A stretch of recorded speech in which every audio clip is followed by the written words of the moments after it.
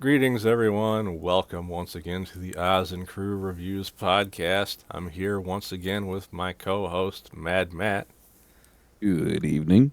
or should I call you Malice? I can go by many names. Just not the one who shall not be named, Indeed. because those movies are lame. Quite tedious, and too many of them. Anyhow, today we're talking about Dread, the good one, not the Sylvester Stallone one that everybody hates. They'll tempt us and tease us. We might go for it. Yeah. Well, this one is kind of underrated because I think a lot of people either just didn't know it came out or they didn't want to give it a chance because the Stallone one was considered so bad. Yeah. That's Like, actually something I was trying to look into. I was trying to figure out how much this movie actually made compared to how much it was made with. I can't find that info.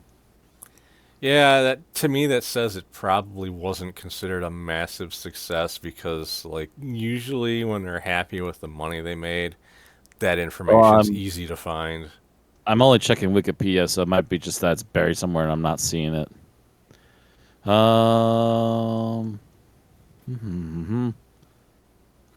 Goodness gracious. Okay, actually, let me slide up. Maybe it's actually up in the more broad details here. Okay, there we go. Budget. Ooh. Ooh, damn. Just shy. Oh.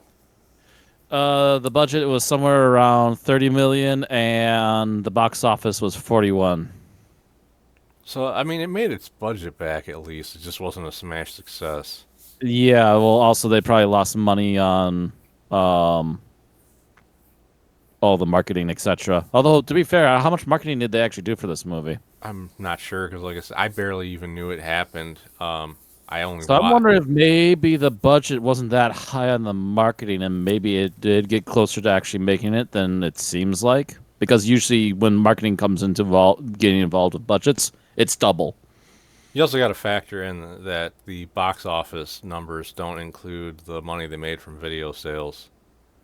Also true. So it's possible that it's made its money back by now. And this movie came back in 2012 when back then like a lot of people were like are obsessed with like streaming and stuff nowadays, but like there were still more people buying physical releases of movies in 2012. So it probably made a decent amount of money in the end. It just wasn't a smash success to get them to When it greenlight originally another one. launched, yeah. I bet you through online rentals and through VO release, it probably did fine get its money back, but it took a while. I mean, it definitely did better than Scott Pilgrim, which did not make its budget back in the ticket sales for the movie theater. That Yeah, I know. that was very much a franchise where I'm like, what is this? It kind of missed me by about half a decade. That movie, the trailers just didn't do it justice, so it didn't get the people that needed to be watching it to go to see it. Yeah, that doesn't help either. Yeah, But matter of fact, I remember seeing commercials for that, and I don't remember seeing any commercials for Dread, which again kind of leans to the whole they didn't really market this one. right, I heard people say good things about it after it came out, but like that was more or less the first time I'd even heard it existed. And Hmm. I, as someone who's not a big fan of the IP, I didn't actually watch the movie until this year, earlier this year. Watching it with you right now was my second time watching it. Yeah. I'm kind of mad at myself for not watching it earlier because this is one of the this is like the most 90s action movie that we've had since the actual 90s Right. because Matter of fact, I would argue it's like a high-end '80s action film, actually, almost due to the dark synth and all the stuff they have going on right for the music too. it And very occasionally the film is so grainy you can actually see the pixels. it is very much it feels like a movie from a bygone era, but a good movie from a bygone era. So you don't mind it one bit because it's all glorious. Yes, because they have the little bit of setup at the beginning where they briefly summarize what's going on with the world and what judges are, And then Dredd is immediately in a car chase. Immediately into a car chase.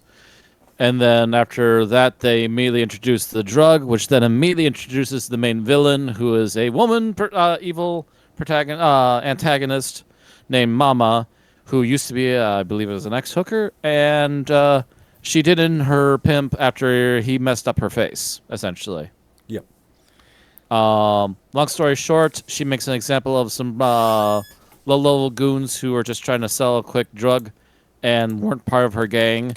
That gets the attention of the judges. Dredd, who is now testing Anderson, a new rookie, that he's unsure if she'll be fit for the judges as of yet, and brings her in. She's also apparently a mutant, one of the few that, and I quote from other characters, "Oh, you have all your limbs. You're put together better than most of the other ones I see." Yeah. And she has not latent, well, relatively powerful psychic abilities, so she can read minds very well when she focuses. Yeah, her name is Anderson, and the word I was trying to think about earlier when we were actually watching the movie, and I couldn't think of what it was, is she's the character that because Dredd is just a badass without any backstory that's actually explained in the movie. She's basically the audience's proxy in the film. Yeah, she's the audience proxy, more or less. Yes. She's there to be the eyes for the audience to see into this crazy world that Dredd takes place in. And in particular, the world that Dredd takes part in. Yes. I guess we should also cover the plot really the rest of the way really quickly. So it's supposed to be the first showing for Anderson, just to show that she's got the chops for it, even though she just barely, by like a question or two, failed her test. As they get drawn further and further into things, they bust one of the gang layers with a huge amount of drugs. By the way, all civilian life basically takes place in these towering places called blocks. And like thousands upon thousands of people are in just one skyscraper building called a block. Yeah, as they are about to take one guy out because Anderson picked up that he was one of the guys that killed the initial 3 guys that got them there. Mama pulls the trigger, gets a bunch of information she needs to basically do a lockdown of the building, and issues all the gang members to go out and kill Dredd and Anderson. Long story short, nothing but action basically throughout the rest of the movie. Lots of threats back and forth, a lot of different ways that they dispatch enemies. Anderson slowly gets her teeth, but then is captured, but then frees herself because of the piece of scum that was the guy that they had captured, and it all blew up in his face and allowed her to get out. At one point, there's a little quick subplot where some judges for hire are brought in and try to get Dredd and Anderson, and both of them have their own unique ways of getting out of that situation. And then they patch up really quickly for their last showdown with Mama and try to find a way to defuse the basically warhead level amount of explosives she's got inside the block. Yep. And that is pretty much the end of it, is that they get through that, and even though she thinks she's failed, Judge Dredd passes Anderson. Yeah, it's very it's a very crazy action movie. Not like it's one of those movies where you just get joy because you see the goons that are like, "We've got you outnumbered 10-1," and you're just sitting here going, "You're all gonna die. You're gonna die horribly. You're not even looking the right direction." Boom.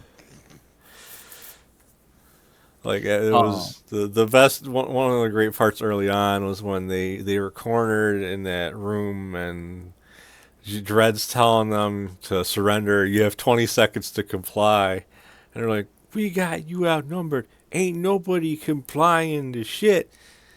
And he's like, "You got 5 seconds," and Dredd just thanks for the warning, and then this freaking shot grenade goes off and literally stuns the whole group, and then they unload on them.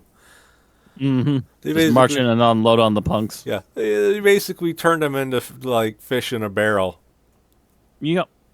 Does that for a couple times, but also as they're going through this should also be noted they actually do have a finite amount of ammo, and that includes their grenades as well as their other side weapons and their main ammunition for their guns. Yep.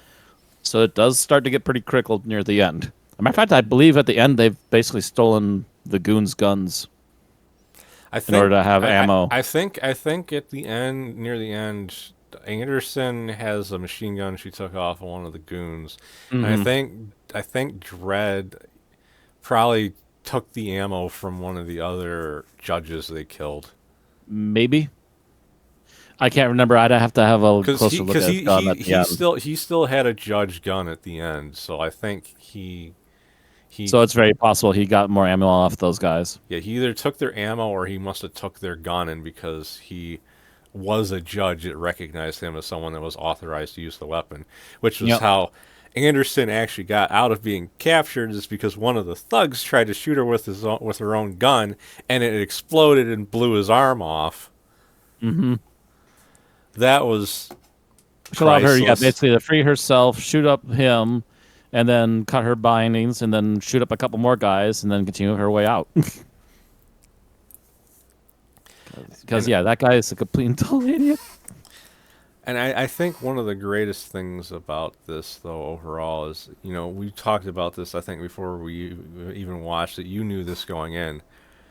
As great as Carl Urban is, he stuck to his guns and did not have them show his face once in the movie. He never takes the helmet off. Yeah, it shows that he must have at least understood very well what the franchise is about. Because from what I've heard, rumor is that one of the first questions he had being brought in is, "Do I have to remove the helmet?" And they're like, actually, we're hoping you get to keep it on the entire time." And he's just like, "Yes," and just puts on the helmet. And usually it's not like a mandate of the people running things that they take the helmet off. Usually the actor themselves will have it in their contract that they have to have so much Time off. so much Yeah. face time in the movie because their face is their whole thing to market themselves to get more jobs. But it's like there's just certain things where that doesn't make sense. Like I, it's always annoying in superhero movies. Like, and in one of the second Ant-Man movie, there was a scene where he takes his helmet off, and while he has his helmet off, which he took off for no logical reason, there's not actually any explanation for why he just randomly took it off. The villain like walks up behind him and like hits him in the head with something and knocks him unconscious.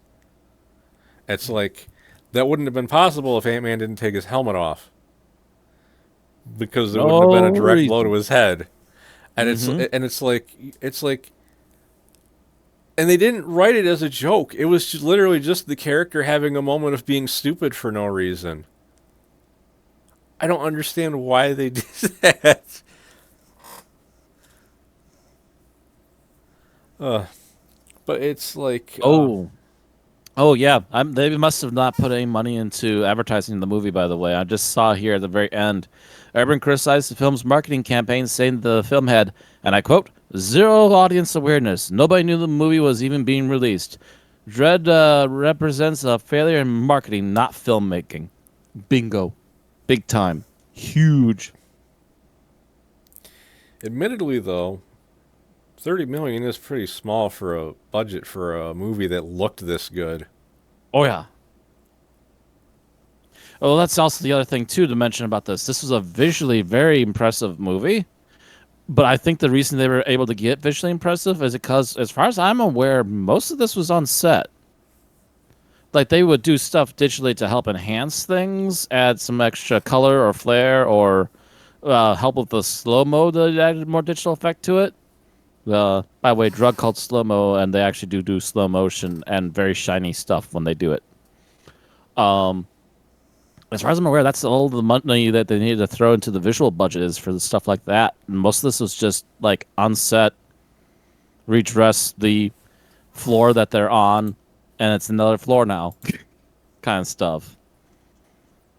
They didn't Right. need to go too crazy on the sets, and I'm sure they had some location shots, but they didn't need a whole ton of that either. I'm curious about something. What did this like?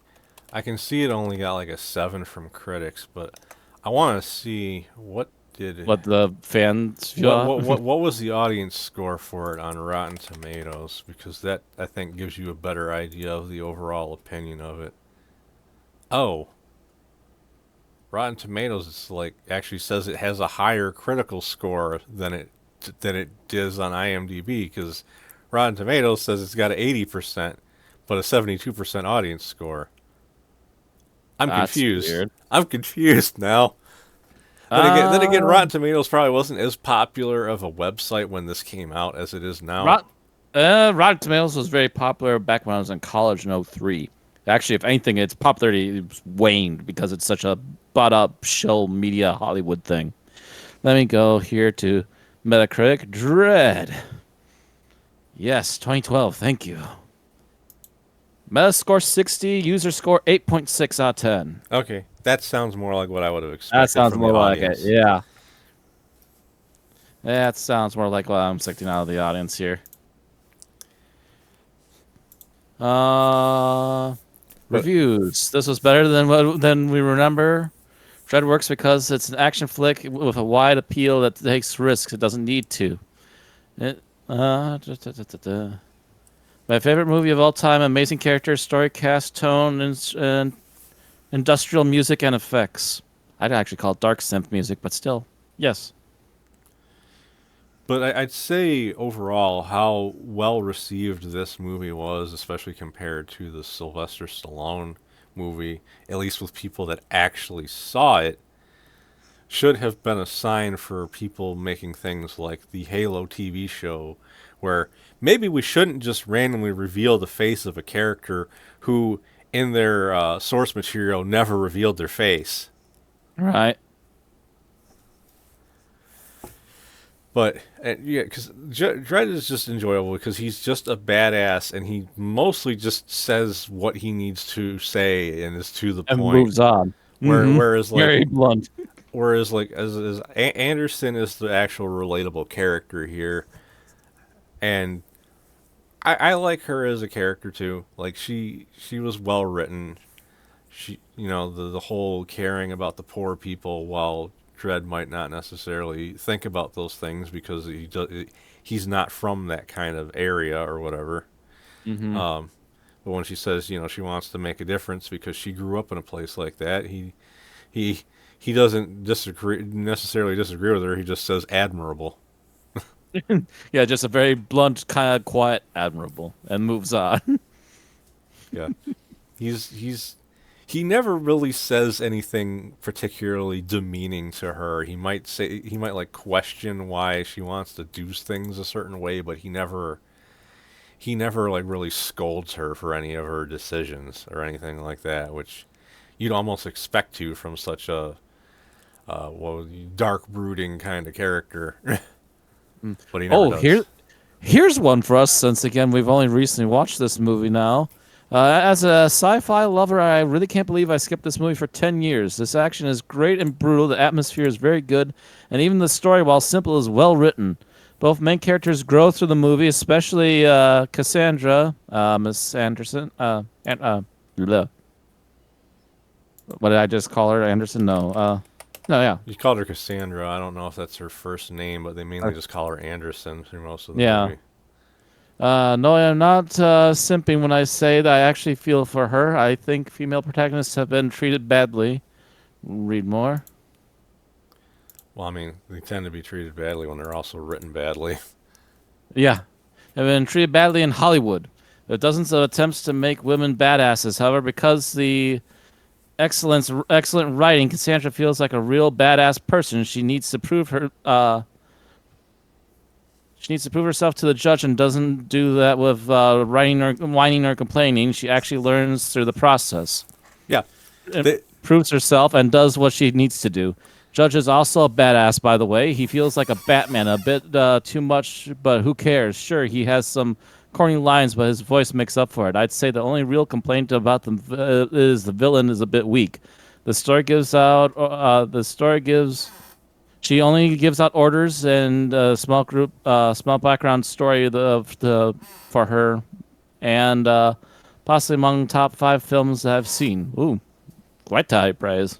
yeah, At that last bit. yeah, and I do agree. I like that Anderson, the way she was written. At the beginning of the Yeah. film, she's kind of got like, nerves because she hasn't seen much action. She, freezes up a few times, second guesses herself, but as the movie gets further on, she hesitates less and less to the point where when she's confronted by a judge who is a traitor that's working for the criminals, when she reads her mind and realizes that she's planning on killing her, she doesn't say anything to her. She just shoots her without pausing.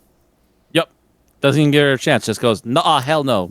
Boom. Get you before you get me, and moving on. Yeah, she just shoots her. She goes down. She keeps walking.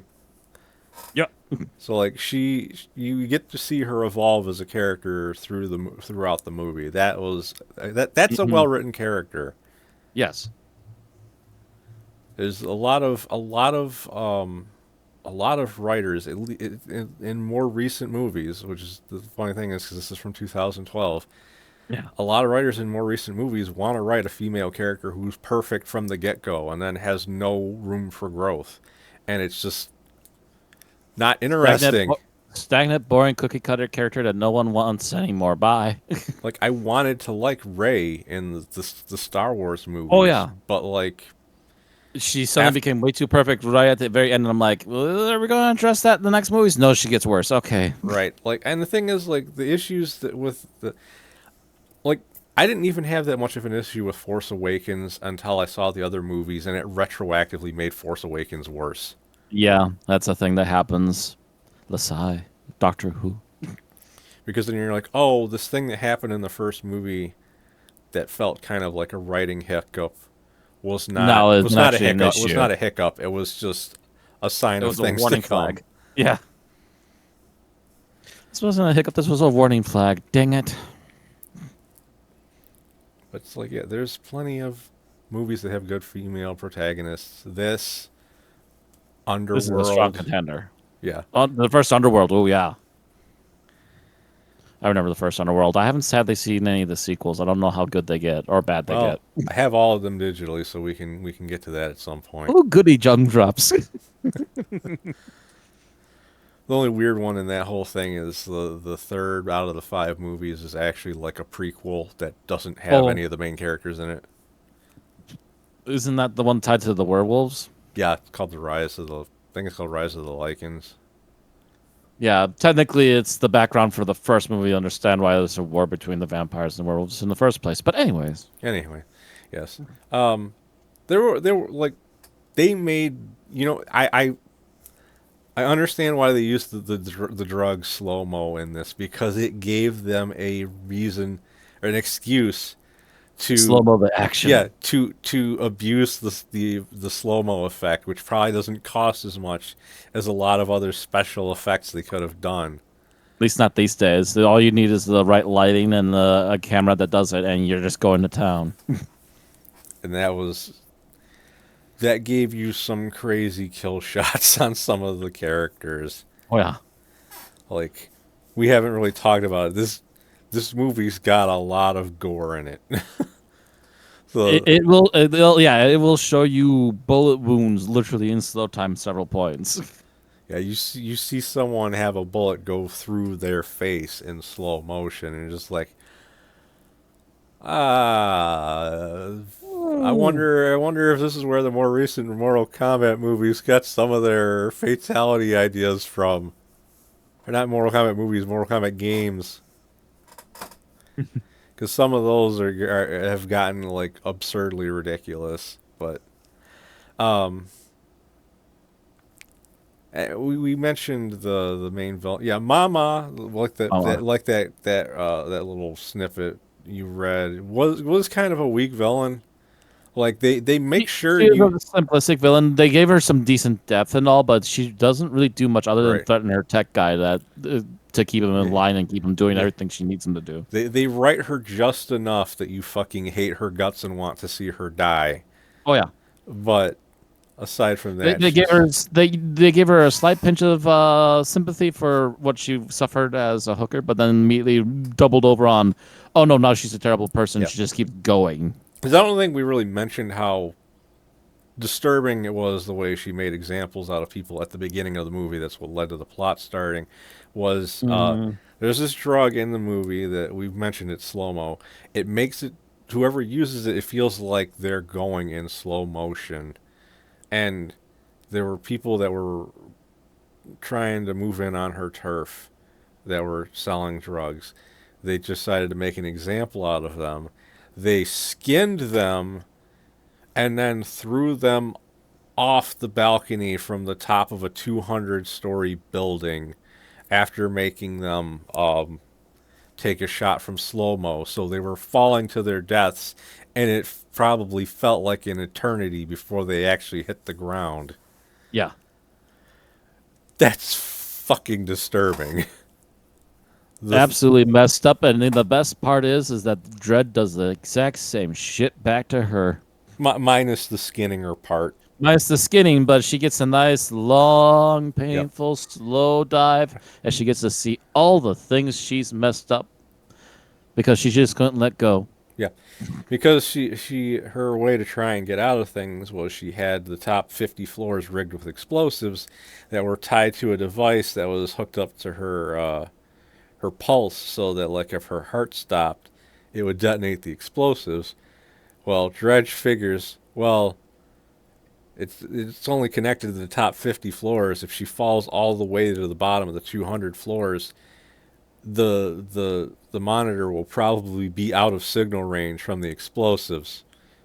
Not to mention, it has to go through all that cement, that lovely, lovely, heavy-duty cement.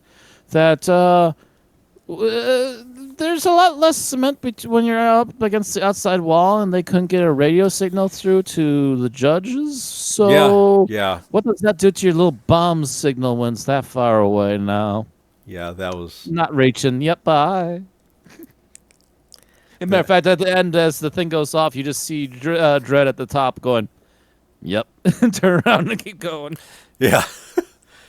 Like his dialogue is like perfectly written because it is just right to the point. He doesn't say anything he doesn't need to say.